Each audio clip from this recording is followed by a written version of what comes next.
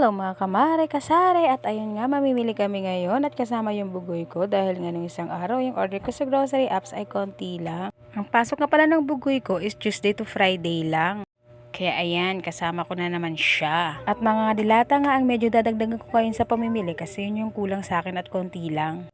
Dalawang peraso lang bawat klase yung mga mare. Pero yung Youngstown na sardinas, yung po yung dinadagdagan ko kasi yun ang mabenta sa akin. Lalo na yung kulay pula. At ang budget ko nga pala ngayon na dalang pera ay 2,170. O tingnan natin kung saan naabot yung 2,170 mga kamare. At yung mga binibili ko palang mga dilata mga kamare, yun yung mabenta lang sa akin at yung hinahanap ng mga customer. Pagkatapos nga ng gawain kong bahay kanina, saka kami pumunta dito.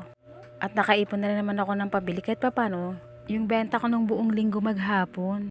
At ang binili ko nga lang dyan ay yung wala sa tindahan ko. Medyo marami na rin akong wala. At yung iba naman, dinadagdagan ko lang. Paikot-ikot lang mga kamare. Pag may benta ako, bili ka agad ako. Kahit pa paano, napapaikot ko.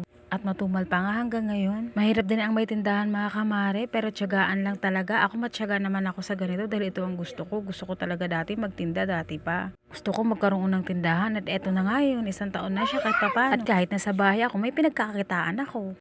Kahit pa paano sa papiso-piso, at least meron akong piso, o diba? Kasi naman nakatunga nga ako sa maghapon. Ito, worth it naman ang pagod mo. Pagod ka nga, may piso ka naman, o diba? At eto na nga, nakauwi na kami sa bahay. Ilalabas ko na ngayon sa karton dahil lalagyan ko na sila ng presyo, bawat item. Nasa 36 perasong dilata pala ang nabili ko. Ang total nga niya lahat ay 2,067 pesos, 0.50.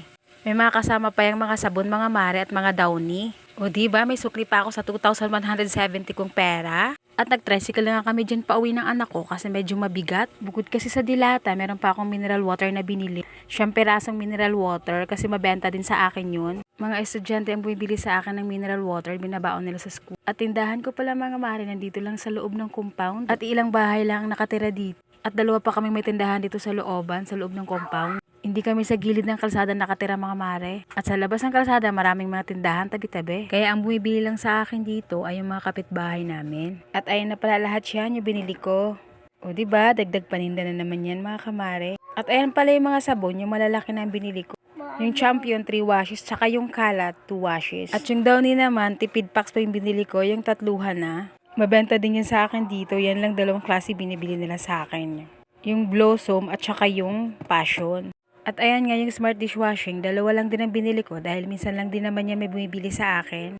Kasanayan ang binibili nila sa akin ay yung dishwashing liquid na Joy. O di kaya Bareta, panghugas daw ng plato. At ayan na pala lahat yun, binili ko, yan yung total mga kamare. O diba, 2,067.50.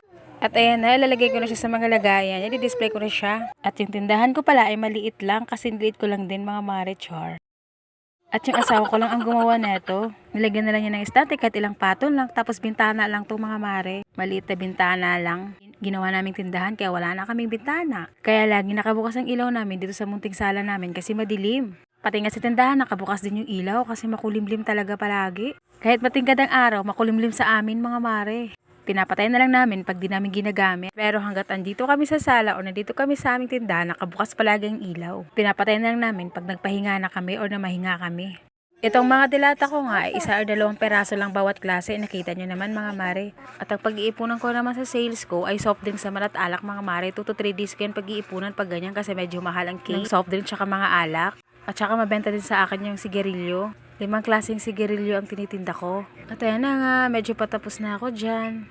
Maganda tingnan pag meron kang mga stock talaga ng mga paninda kahit papano. At paganda rin pakinggan kung lahat ng hinahanap ng customer ay meron kang mabibigay sa kanila. Kaya sinisigap kong mabili yung mga hinahanap nila sa akin. Kahit pa isa-isa lang or 2.